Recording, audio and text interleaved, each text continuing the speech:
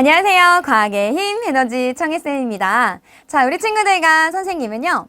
지난 시간부터 이제 이 다양성에 대한 공부를 시작을 했습니다. 그래서 우리가 지난 시간에 같이 공부를 했던 것은 화석에 대한 이야기였어요. 화석을 보면서 우리가 알 수 있는 정보들, 그리고 아주 먼 예전에는 어떠한 생물들이 다양하게 존재했었는가, 그런 이야기들을 함께 했습니다. 그렇게 화석을 공부할 때요, 우리 화석의 정의를 보면서 지질시대라는 단어가 나왔었죠.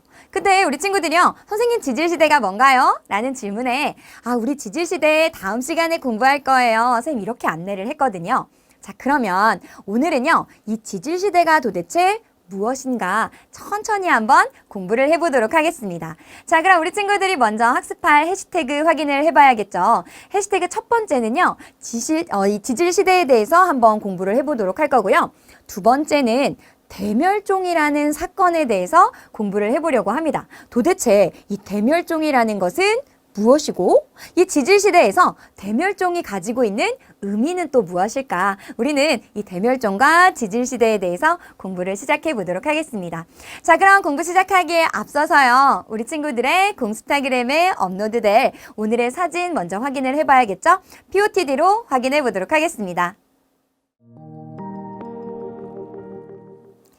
자, 오늘 선생님이 픽한 사진은요, 바로 이 사진입니다. 어때요, 우리 친구들? 뭔가 그래프처럼 보이기도 하고요. 가로축에 보니까 뭔가 시간의 흐름 같아요. 그쵸? 그리고 나서 세로축을 보면 지금 종의 수라고 되어 있네요. 증가하는 부분도 보이고요. 동그라미가 쳐져 있는 부분을 보니까 갑자기 선이 아래로 뚝 떨어지기도 하네요. 도대체 이거는 무엇을 의미하는 걸까? 오늘 우리 친구들이 지질시대 그리고 대멸종을 공부하게 되면 바로 이 그림을 해석할 수 있다라고 보시면 되겠습니다. 자, 그럼 해시태그 첫 번째 우리 지질시대에 대한 공부부터 공부 시작해 보도록 하겠습니다.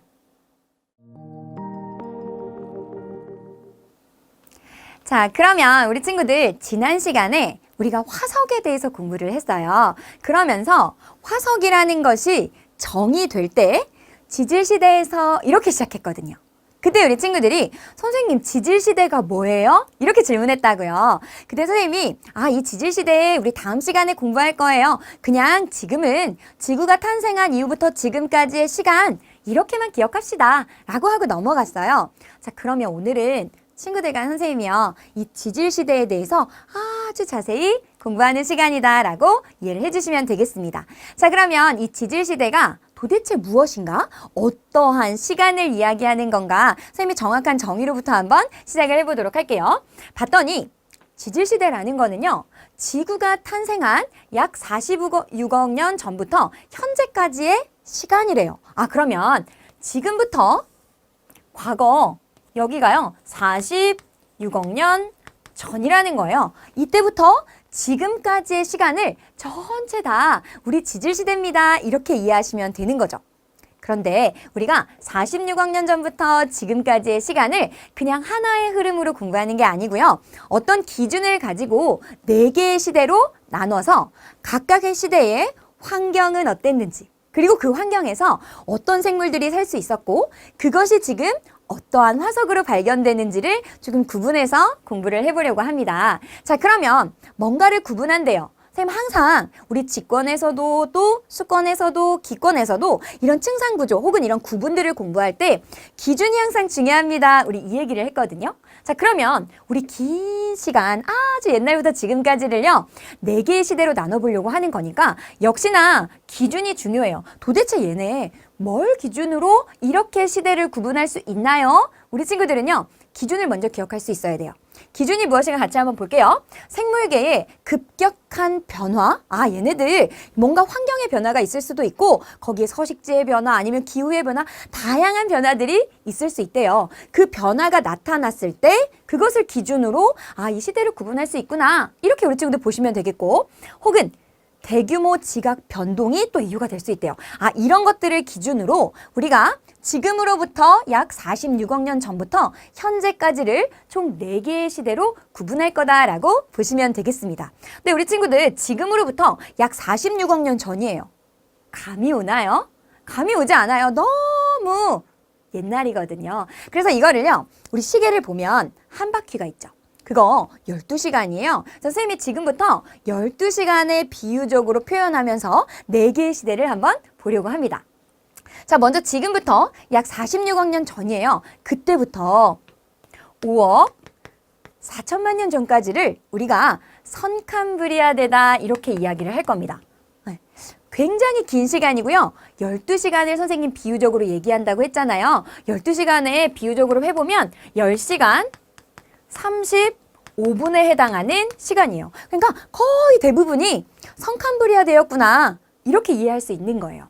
자, 그러면 그 다음 5억 4천만 년 전부터 2억 5천만 년 전까지 이때까지를 우리는 고생대입니다. 이렇게 구분을 해줄 거고요. 이걸 12시간으로 또 비유해보면 여기는요 46분에 해당한대요. 아, 선생님 1시간도 되지 않는 시간이네요. 맞아요.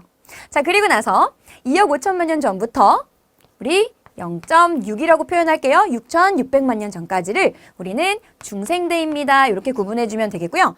또 시간으로 비유해보면 여기는 29분이래요. 30분도 안 되는 시간이네요. 그리고 6,600만 년 전부터 현재까지, 지금까지를 우리는 신생대로 구분할 수 있다라고 보시면 되겠고요. 여기에 시간은 10분 정도래요. 아, 그러니까 거의 대부분을 선캄브리아대로 보냈다는 거예요. 아, 그럼 선생님 오늘 어떤 생물이 살았고 그것이 어떤 화석으로 발견됩니까? 라는 걸 공부한다고 했으니까 이렇게 가장 긴 시간인 선캄브리아대 때 가장 많은 화석이 발견되겠네요. 우리 친구들 이렇게 생각하기 쉽지만요.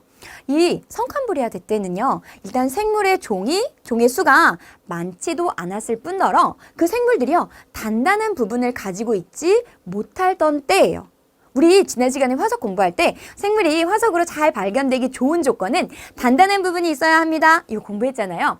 단단한 부분이 없대요. 그래서 이렇게 긴 시간이었지만 여기에서 발견되는 화석은 거의 없습니다.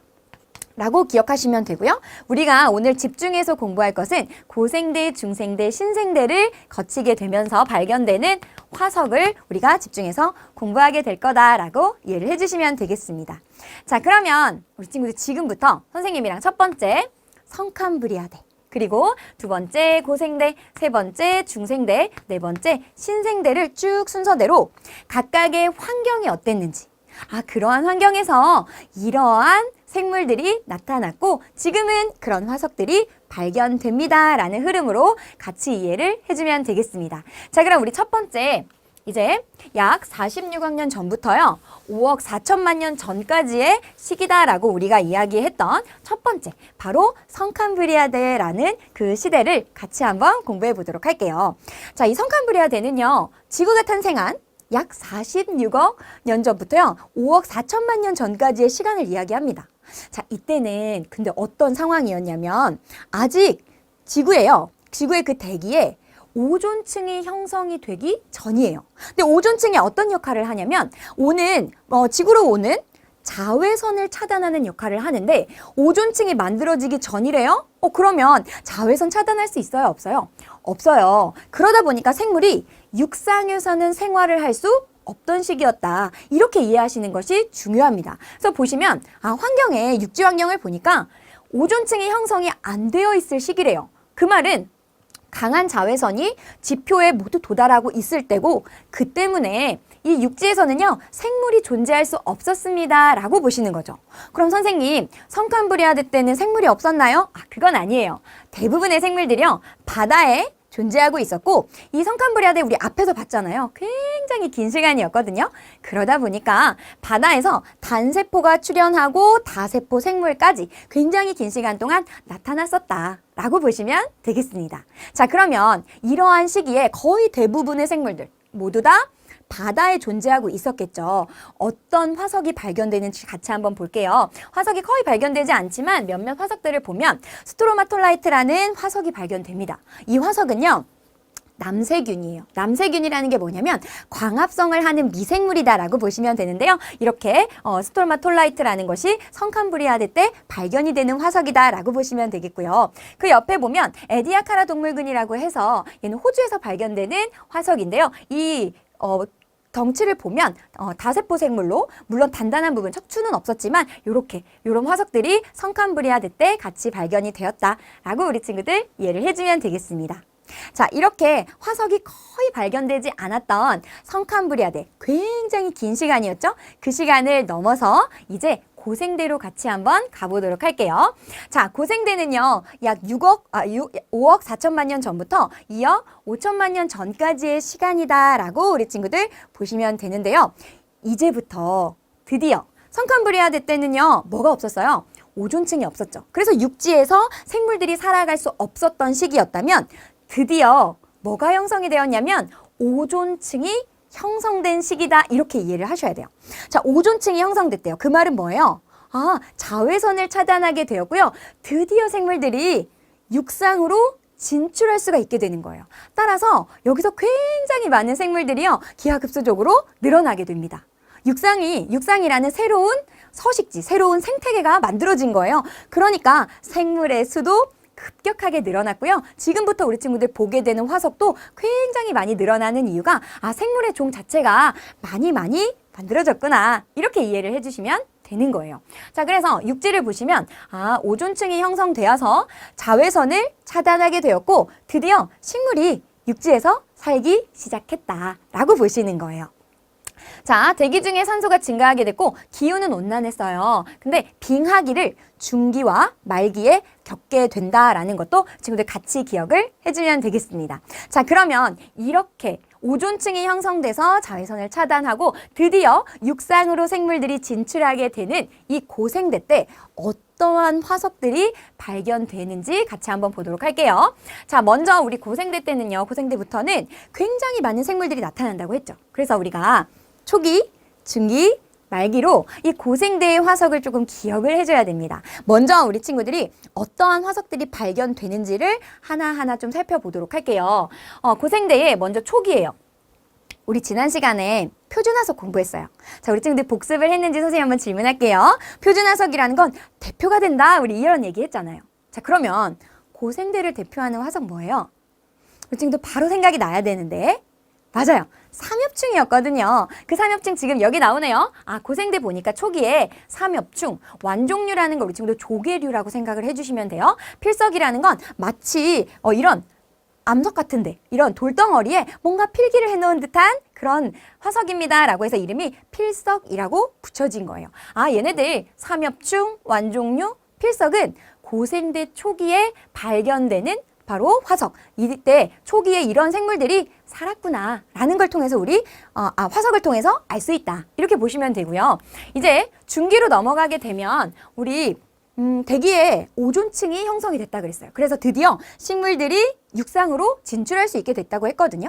그래서 바로 이 중기가 되면요, 양치식물이 나타납니다. 양치식물 뭐예요? 가장 대표적인 고사리예요. 물론 현재 생존하고 있는 고사리와 조금 다르기는 하지만 여기 아래쪽에 보시면 고사리의 화석이다라고 나와 있죠. 바로 양치식물이 고생대에 나타난다라고 보시면 되겠고요. 그 옆에 있는 갑주어 여기 보이는데 우리가 어류의 조상이다라고 여겨지는 이 갑주어가 바로 고생대에 나타나는 화석입니다라고 이해를 해주시면 되겠습니다. 자, 그럼 이제 말기도 한번 볼게요. 말기는요, 방주충이라는 원생 생물인데요. 요 아래 나와 있는 방주충, 그리고 양서류라는 것이 무엇이냐면 우리 친구들 쉽게 떠올리는 개구리 같은 거잖아요. 어렸을 때는 바닷속에 생활하고 조금 생장하고 나서는 그렇죠, 육지로도 나오는 양쪽에 서식하는 생물이라고 해서 우리 양서류, 양쪽에 서식합니다. 양서류 이렇게 이름을 붙인 거예요. 그래서 우리 친구들 그냥 단순히 암기하려고 하지 마시고 원래는 생물들이 다 바다에 있었대. 근데 자외선을 차단해 줄 수 있는 오존층이 생겼고 육지로 생물들이 진출하게 됐으니까 양쪽을 서식하는 생물들이 아마 이 단계에 번성했겠구나. 이렇게 이해를 해주시면 그래서 고생대의 양서류가 크게 번성했다라는 것을 이해할 수가 있을 거예요. 자, 근데 이렇게 딱 공부하고 나니까 어때요? 선생님, 전체적인 흐름은 알겠어요. 성캄브리아대 때는 바다의 대부분이 생물들이 살았고 그리고 고생대 되니까 육상으로 진출했다는 거죠. 알겠는데 저 구체적인 생물들 모두 다 암기해야 되나요? 이런 질문을요, 우리 친구들 꼭 합니다. 어쩔 수가 없습니다. 우리 친구들 여기 단어는 어려운 단어는 아니에요. 그냥 우리 친구들 기억하고 있으면 문제를 풀 수 있는 단원이기 때문에 반드시 기억하고 넘어가야 돼요. 그래서 우리 친구들 어떻게 우리가 같이 공부를 해보려고 하면 우리 2년만 있으면 고3이 되잖아요. 그죠? 우리 친구들 고3이 되면 어깨도 무겁고 공부해야 될 양도 굉장히 많을 것 같고 근데요. 이 고3이 됐을 때 진짜 중요한 게 뭐냐면 필기래요. 필기. 고3 때 필기가 완전 중요하대요. 그래서 왜 이렇게 필기가 중요한가 봤더니요. 공부의 양 자체가 다른 학년이랑 비교가 안 된대요. 정말 갑오브 갑이라는 거예요. 양 자체가 많구나. 양이 갑오브 갑이구나. 그래서요, 필기를 그냥 깨끗하게 한 방향으로 말고 그냥 공간이 보이는 양방향으로 잔뜩 필기를 해야 그 양을 따라갈 수 있습니다. 선생님, 갑자기 이게 무슨 얘기인가요? 네, 선생님 지금 했던 얘기를 좀 줄여볼게요. 자, 고3 때는요, 뭐가 중요하다고요? 필기가 중요하다고요. 필기가 완전 중요하대요. 고3 때 필기가 완전 중요하대요. 왜요? 양이 갑오브 갑이에요. 공부해야 되는 양이 갑오브 갑이래요. 들으셨어요? 그래서 필기를요, 양방향으로 해야 된대요. 양방향으로. 자, 우리 친구들도 해보세요. 고3 때 필기가 완전 중요하대요. 왜냐하면 공부에 대한 양이 갑오브 갑이거든요. 그래서 필기를요, 양방향으로 보이는 틈틈이 다 해야 된대요. 자, 이게 무슨 얘기냐? 우리가 지금 고생대의 초기, 그리고 중기, 그리고 말기에 대한 화석을 공부를 한 거예요. 그래서 초기에서는 삼엽충, 필석, 완종류 우리 친구들 이렇게 같이 기억해줘야 되고요. 중기에서는 우리 친구들 양치식물 나왔어요. 대신 여기 헷갈리시면 안 됩니다. 여기가 4글자, 여기가 3글자. 양치식물 그리고 우리 어류의 조상 갑주어. 그 다음에 말기 때는요. 여기 양서류, 그 다음에 방추충 이렇게 하면 우리 친구들 고생대의 화석에 대해서 기억할 수 있다라고 보시면 돼요.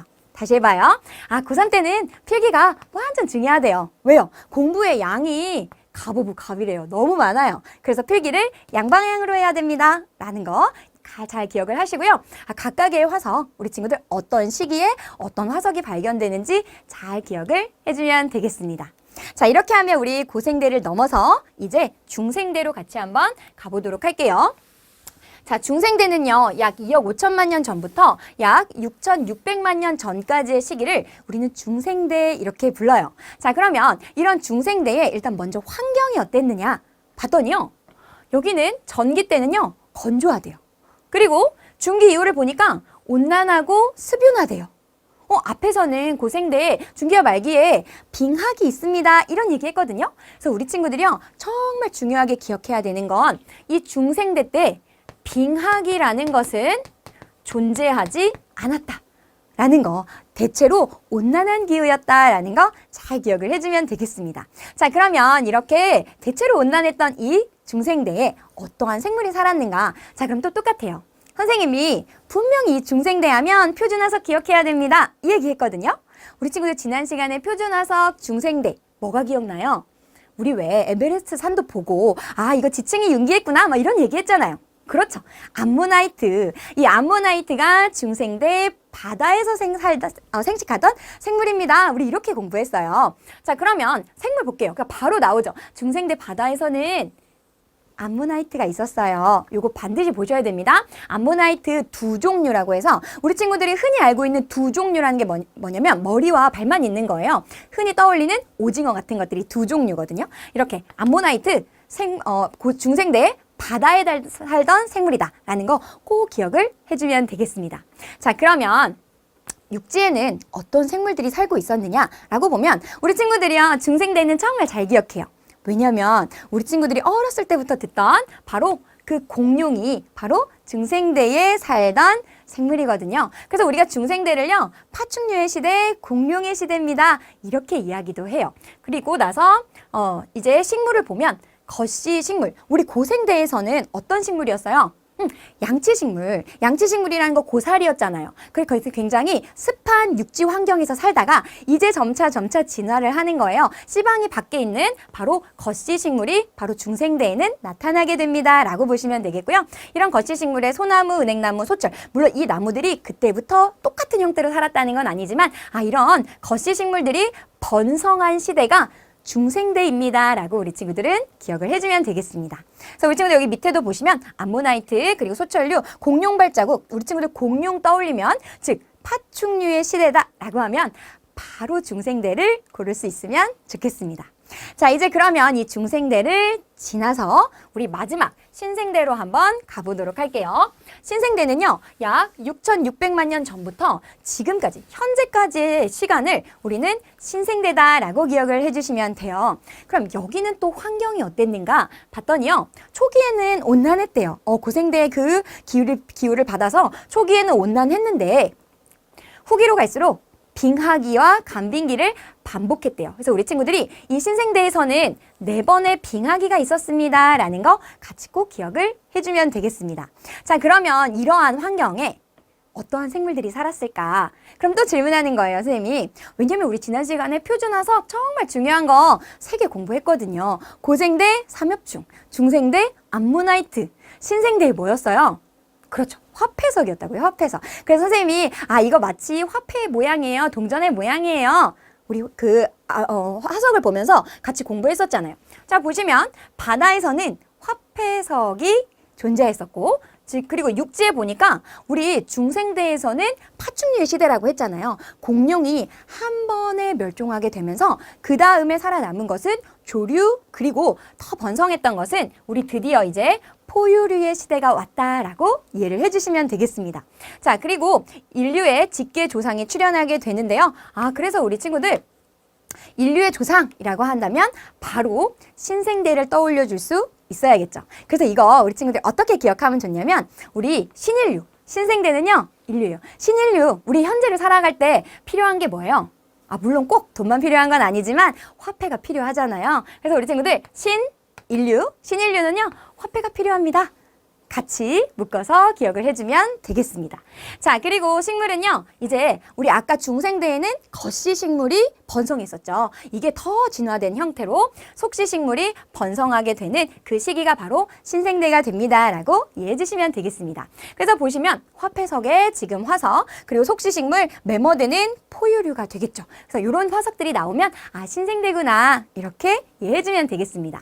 자, 그러면 우리 친구들 뭔가 정리가 될 듯, 안 될 듯 할 수 있어요. 그래서 선생님이랑 먼저 어떻게 식물들이 혹은 어떻게 척추 동물이 번성하게 됐는가 이런 것들을 한 번에 좀 정리를 해보도록 할게요. 자, 먼저 척추 동물이에요. 척추 동물은요, 원래 바다에서 육상으로 진출했다고 했죠. 그래서 우리 친구들 처음에 기억해야 되는 건 어류인 거예요. 어류에서 진화돼서 어떤 형태였어요? 양쪽에 서식하는, 그렇죠, 양서류. 우리 양서류가 되었고요. 그리고 더 하면 중생대는 무슨 시대예요? 그렇죠, 파충류의 시대. 그 다음 신생대는요, 그렇죠, 포유류의 시대. 이렇게 기억하시면 되겠죠. 그래서 척추동물은 이렇게 진화가 되었구나 라는 것을 우리 친구들 기억해주면 되겠고요. 이번에는 식물계도 한번 볼게요. 식물. 맨 처음에는 바다 속에 있었어요. 그래서 해조류 같은 것들이 있다가 결국 어떻게 돼요?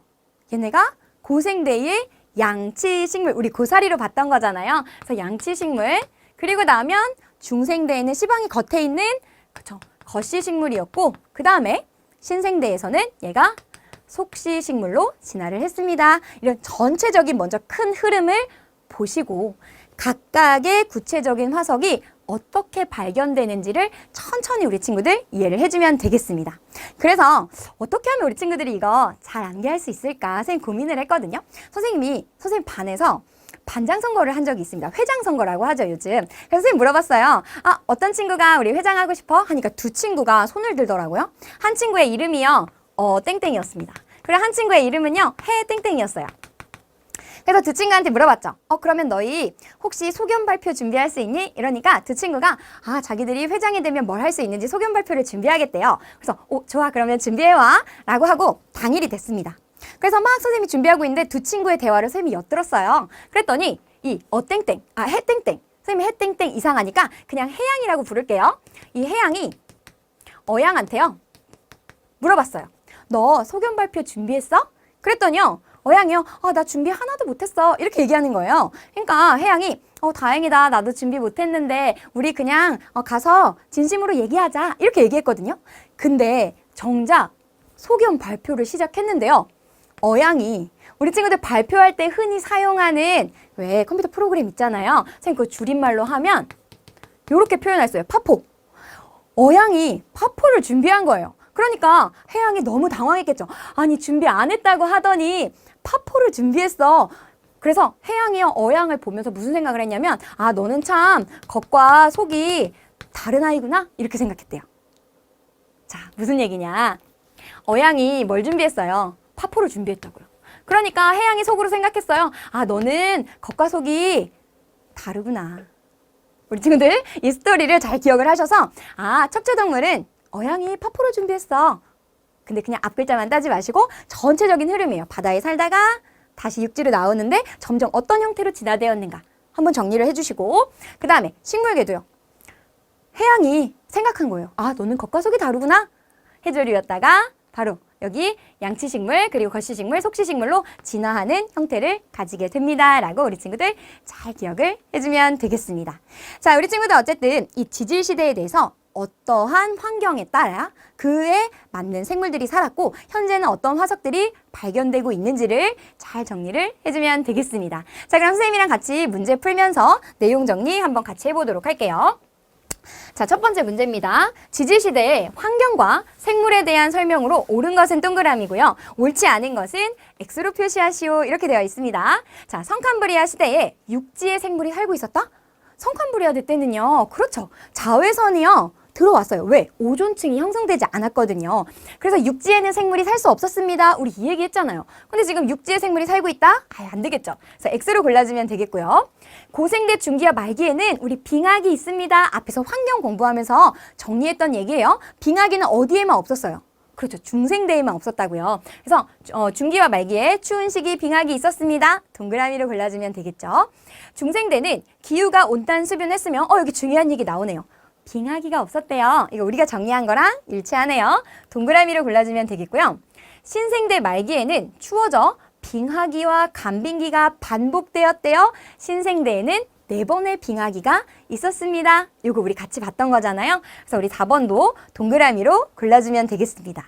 자, 그럼 고생대 말기에는요. 양서류가 크게 번성하였다. 성캄브리아 때는 바다에서 생물들이 서식했다고요. 근데 드디어 오존층이 형성되고 나서 육상으로 생물들이 진출하게 됐어요. 그래서 가장 먼저 처음 나타났을 때 양쪽에 서식하는 생물들이 있었어요. 바로 양서류가 되겠죠.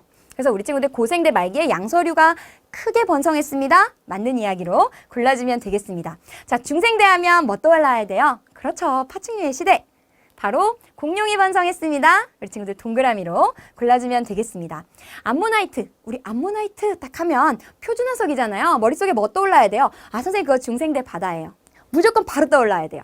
그만큼 너무 중요한 거거든요. 암모나이트는 육지에서 살았다? 아니죠. 중생대 바다입니다. 이렇게 기억해야 되니까 정답 X로 골라주면 되겠습니다. 자, 계속 문제 풀어보도록 할게요. 자, 생물의 화석과 이 생물이 번성한 지질시대를 바르게 연결하시오. 이렇게 되어 있어요.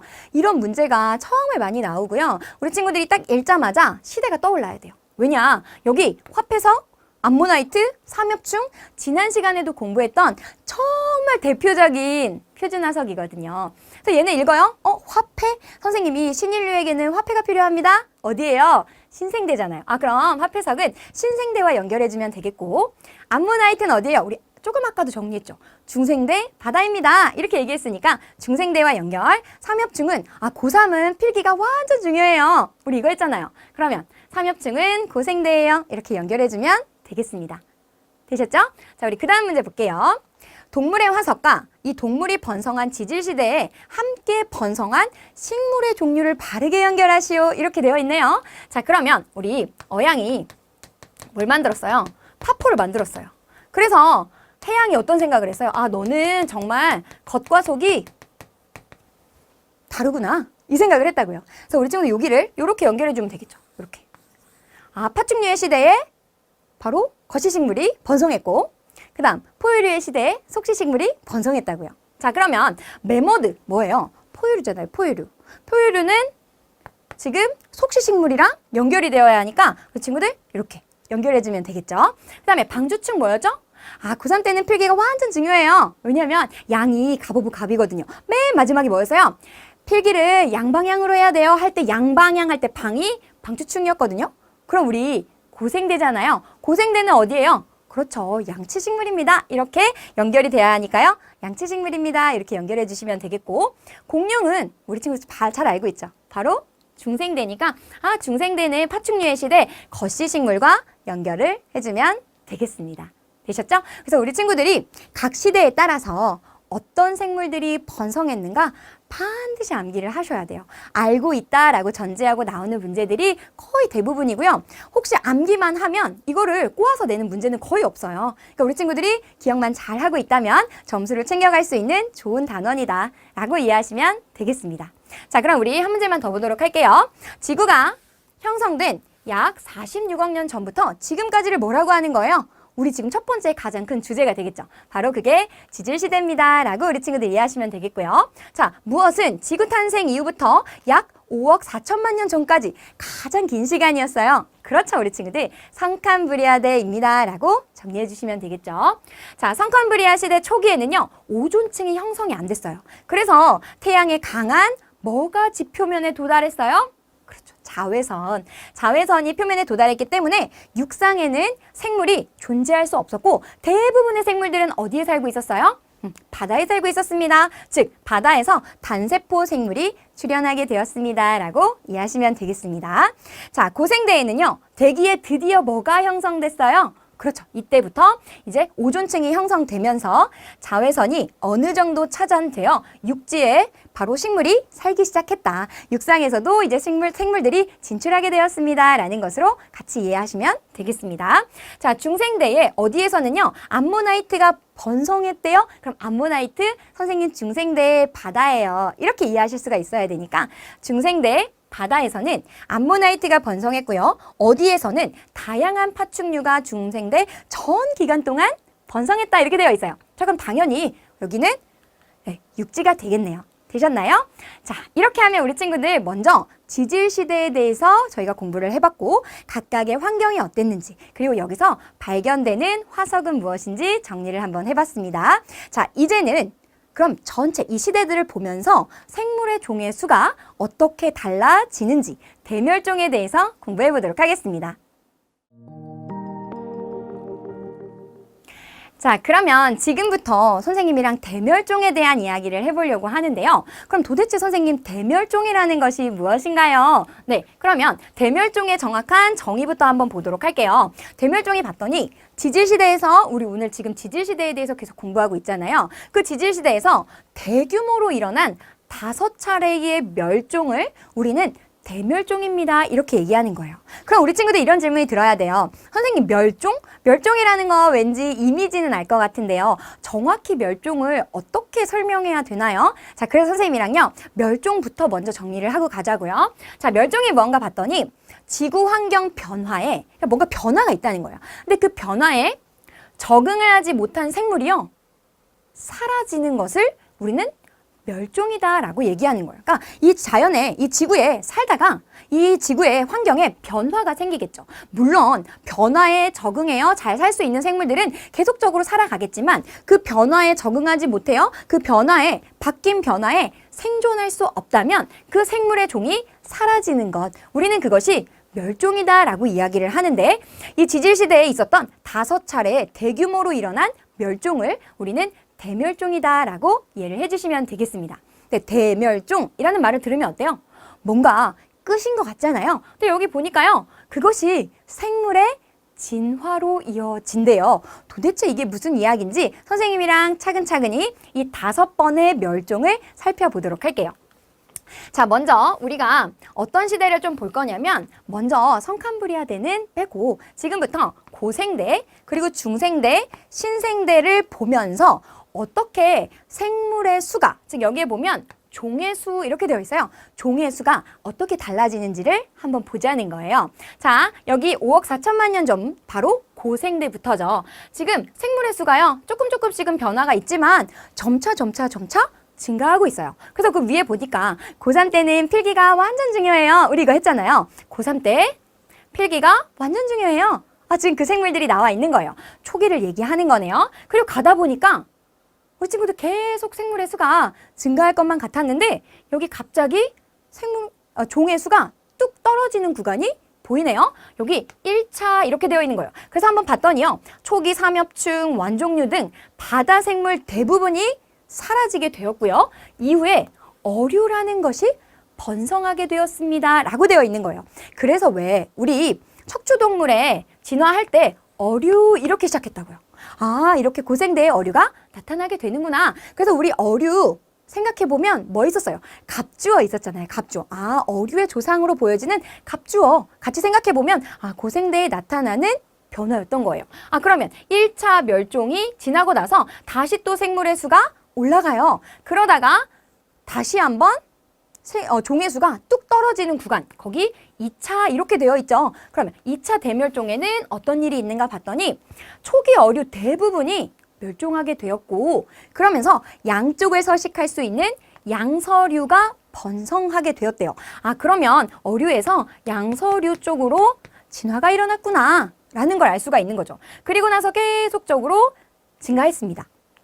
생물이 증가하다가 다시 한번 종의 수가 급격하게 낮아지는 3차 대멸종을 겪게 되는데요.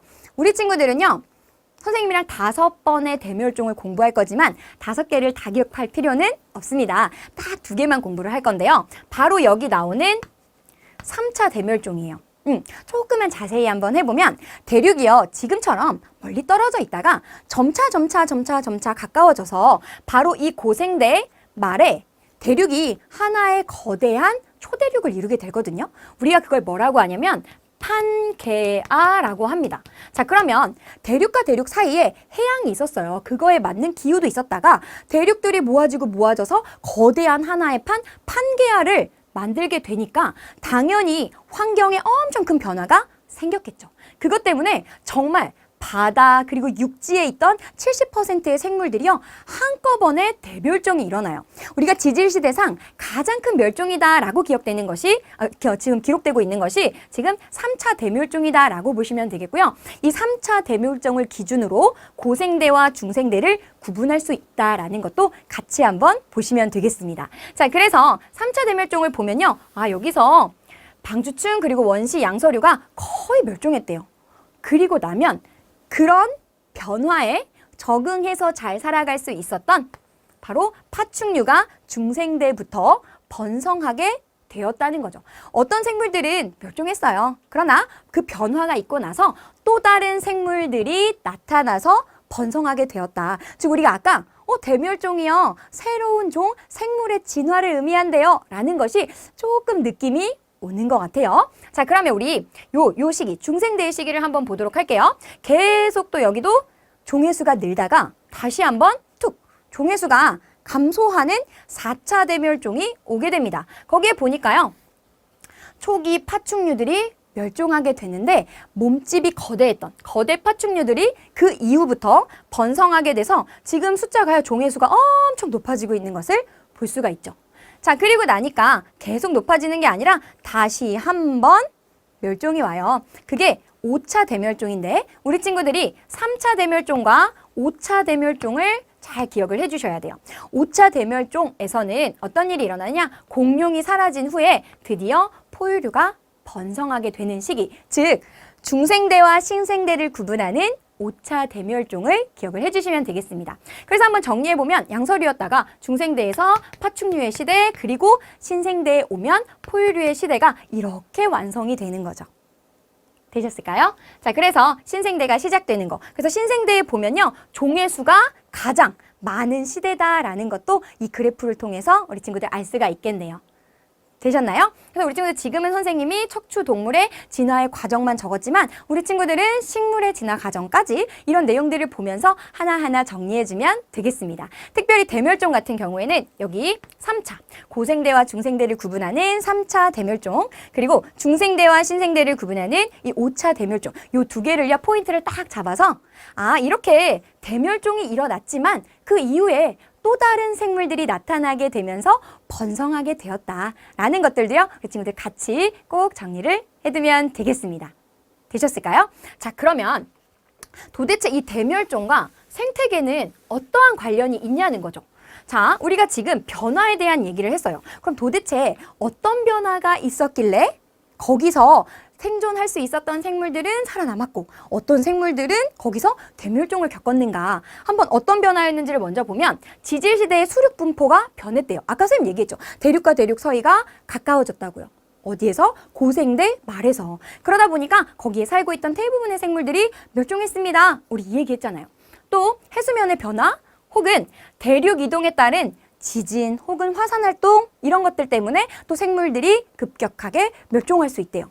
또 빙하기와 같은 기후변화 아니면 소행성 충돌이나 태양 활동 변화 이런 다양한 변화들로 인해서 생물의 서식 환경이 변화하게 되면 생물들이 그 변화된 환경에 적응할 수 없어서 멸종을 겪게 됩니다. 라고 이해를 해주시면 되겠죠. 자, 그러면 결국 이 멸종이 이런 다양한 변화가 있었을 때 적응할 수 없었던 생물들은 멸종했겠지만 적응한 생물들은 거기서 살아남은 생물들은요. 바로 살아남은 생물들은 다양한 종으로 종분화가 일어나게 되었고 다양한 종이 생겼어요. 그 종에 의해서 새로운 생태계가 만들어지게 되었다는 거죠. 따라서 우리 친구들은요. 대멸종과 생태계를 연결지어 보면 뭔가 생물이 멸종하면 거기서 그냥 끝날 것 같지만 멸종된 이후에 살아남은 생물들이 종분화를 하게 되었고 결국 그것이 또 다른 생태계를 이루게 되었다는 거예요. 그 말은 멸종이라는 것은 다른 생명 탄생의 원동력이 되는구나 라는 의미로 같이 이해를 해주면 되겠습니다. 됐을까요? 좋아요. 자, 그럼 우리 친구들이요. 대멸종에 대해서 잘 이해하고 있는지 문제 한번 풀어보도록 할게요. 그림은 지질시대에 따른 생물종 과의 수를 나타낸 것이다. 이 과는요. 우리 중학교 때 종속과목 강문계 혹시 생물분류 체계 기억이 날까요? 거기에 해당하는 과라고 보시고 그냥 우리 친구들은요. 종의 수구나 이렇게 이해해도 괜찮습니다. 자, 그러면 고생대 때 생물의 수가 급격하게 증가하다가 한번 훅 생물이요. 대멸종이 일어나네요. 여기가 바로 3차 대멸종이겠죠. 그리고 중생대 때 다시 증가하다가 여기 5차 대멸종 이렇게 두 가지는 반드시 우리 친구들 기억을 해주셔야 됩니다. 그리고 생물의 수가 점점 증가해서 신생대 때 지금 종의 수, 과의 수가 가장 많습니다. 라는 것도 우리 여기서 읽어낼 수 있는 데이터다라고 보시면 되겠습니다. 자, 그럼 우리 문제 같이 한번 풀어보도록 할게요. 이에 대한 설명으로요. 옳은 것만을 보기에서 있는 대로 고른 것은 이라고 되어 있습니다. 생물 과의 수는 신생대에 가장 많다? 이거 우리가 읽은 거죠. 그래프가 가장 높은 것이 신생대였어요. 그러니까 기억은 옳은 보기. 고생대 말에 생물 대멸종이 일어났다? 이거 잠깐 앞으로 가볼까요? 그럼 고생대 말에 지금 생물의 수가, 종의 수가 급격하게 줄고 있죠. 여기 대멸종이 일어났구나. 이렇게 볼 수가 있는 거예요. 그러니까 니은도 옳은 보기가 되겠네요. 고생대와 중생대의 경계에서 생물의 서식 환경에 큰 변화가 있었기 때문에 그런 변화 때문에 생물이 대멸종이 일어났습니다. 이렇게 이해하셔야 되니까 디귿도 옳은 보기가 되겠네요. 따라서 우리 친구들 정답은요. 기억, 니은, 디귿을 모두 고른 5번을 정답으로 골라주면 되겠습니다. 자, 우리 한 문제만 더 풀어보도록 할게요. 자, 그림은 고생대부터 신생대까지 해양생물 종, 이번엔 속이래요. 종속, 과목, 강문계 중에 속이 온 거네요. 그냥 우리 친구들은 종의 수구나 이렇게 이해해도 괜찮아요. 자, 그럼 종의 수를 변화를 나타낸 것이다 이렇게 되어 있습니다.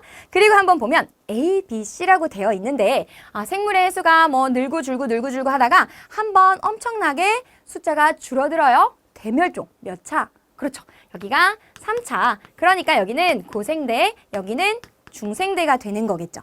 또 생물의 수가 엄청 늘다가요. 한번 툭 대멸종이 일어나요. 여기가 5차 대멸종, 중생대와 신생대를 구분하는 5차 대멸종입니다. 라고 보시면 되겠죠. 그리고 나서 생물의 수가요. 정말 많이 늘고 있어요. 그래서 C인 신생대의 종의 수가 가장 많습니다. 라는 것도 이 그래프에서 읽어주시면 되겠습니다.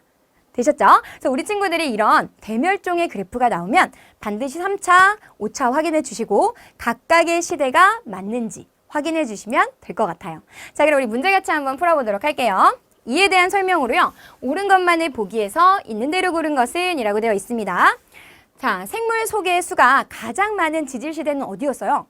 우리 신생대였습니다. 이렇게 얘기했잖아요. 그러니까 이거는 C와 연결이 되어야겠죠. 그 다음 B와 C의 경계에서 B는 중생대, C는 신생대였거든요. 그러면 이 경계에서 중생대의 표준화석 암모나이트가 멸종했습니다. 그렇죠. 그러니까 암모나이트가 중생대의 표준화석이 되잖아요. 바로 중생대 말에 암모나이트 멸종했습니다. 라고 볼 수 있으니까요. 오른보기가 되겠네요. 그 다음에 C시대에서 파충류가 번성했다? 근데 C시대는 이거 신생대예요. 그럼 신생대는 뭐예요? 우리 친구들 포유류의 시대였죠. 파충류는 중생대와 연결이 되어야 하니까요. C가 아니라 B와 연결을 해주면 되겠습니다. 그래서 정답은 우리 친구들 니은만 고른 2번을 정답으로 골라주면 되겠습니다. 자, 이렇게 하면 우리 친구들 오늘 우리가 지질시대에 대해서 한번 살펴본 거예요. 우리 친구들 처음에는 선생님 이걸 다 어떻게 외우나요? 이런 생각이 들 수 있지만 하나 세부적인 거에 집중하다 보면 전체적인 큰 흐름을 잊어버릴 때가 많아요. 그래서 우리 친구들 반드시 어떤 환경 변화가 있었지? 여기는 오존층이 없었지. 여기서 오존층이 생겼네? 그럼 생물들이 육상으로 진출할 수 있게 되겠구나. 이렇게 우리 친구들 뭔가 흐름을 가지고 그래서 척추동물은 이런 흐름으로 진화했을 것이고 식물들은 이런 흐름으로 진화했을 거야. 그리고 각각의 이제 세부적인 것들을 거기서 암기하기 시작하시는 거예요. 그렇게 반드시 큰 흐름을 잡고 안에 내용들을 채워 놓으셔야 우리 친구들이 다양한 문제들을 풀 수 있다라고 보시면 되겠습니다. 자, 이렇게 하면 우리 친구들과 선생님이요. 지질시대 그리고 대멸종까지 한번 살펴봤습니다. 이제 다시 POTD로 돌아가서요. 오늘 학습 마무리 해보도록 하겠습니다. 자, 이제 우리 친구들이 보면 이 사진 어떤가요? 선생님 별거 아니네요. 그냥 가로축은 고생대, 중생대, 신생대를 이야기하는 거고요. 지금 세로축을 보니까요. 종의 수예요. 즉 고생대에서 살던 생물의 종의 수, 그리고 중생대에서 살던 종의 수, 신생대에서 살던 종의 수가 어떻게 변했는지를 보여주는 그래프네요. 라고 우리 친구들 이해하셔야 되고요. 여기서 중요한 건 그렇죠. 고생대와 중생대 사이에 있던 3차 대멸종을 우리 친구들 의미를 가지고 기억하는 것. 그리고 중생대와 그리고 신생대를 구분하는 5차 대멸종을 기억하는 거였죠. 어쨌든 우리 생물들은요. 이러한 멸종을 겪었어요. 이런 멸종들이 마치 끝 같지만 그것이 아니라 새로운 종의 진화로 연결되는, 즉 다양한 생태계가 만들어지고 다양한 종의 생물들이 만들어지는 이러한 멸종은 또한 생물의 진화의 원동력이 됩니다. 라는 의미까지 우리 친구들 이 그림을 가지고 설명해주면 되겠습니다. 자, 오늘은 우리 친구들과 함께요. 선생님이 지질시대와 그리고 대멸종에 대한 이야기를 함께 했습니다. 어때요? 우리 친구들이 여태까지 했던 공부들은 이해를 반드시 해야 우리 친구들이 문제를 풀거나 내용들을 이해하는 것에 도움이 되었다면 이번 내용들은요. 그냥 사실인 거예요. 이 사실들을 우리 친구들이 받아들이고 빨리 이 내용들을 습득해야 다양한 문제도 풀 수 있고 우리 친구들이 선생님 저 이번 단원 이제 다 공부했어요 라고 이야기할 수가 있거든요. 그러려면 반드시 선생님이 강조했던 것처럼 이 지질시대를 전체적으로 한번 그려보시고 여기서의 환경 변화가 어떻게 나타났는가, 이 환경에서 어떠한 생물들이 살아갈 수 있었고 그 생물들이 그냥 자연스럽게 화석으로 남은 것이니까 우리 친구들은 척추동물 그리고 식물로 나눠서 어떠한 진화 과정을 겪었고 어떤 시대에 어떤 화석이 발견되는지를 반드시 우리 친구들 연결해서 공부를 해주면 되겠습니다. 자, 그러려면 복습 굉장히 중요하겠죠. 복습할 때요. 우리 친구들 EBS I 홈페이지 들어오셔서요. 우리 강의 다시 보면서 공부했으면 좋겠고요. 공부하다 모르겠는 거 또 궁금한 거 생기면 언제든지 Q&A 게시판에 글 남겨주세요. 쌤 친절하게 댓글 달아드리도록 하겠습니다. 자, 이제 다음 시간에는요. 그렇다면 생물이 어떻게 또 진화를 하고 얼마나 다양성을 가지는가, 생물 다양성에 대한 이야기들로 함께 해보도록 하겠습니다. 우리 친구들 오늘도 너무너무 수고 많았고요. 지금까지 선생님은 과학의 힘 에너지 정혜쌤이었습니다. 우린 또 다음 강에서 만나도록 할게요.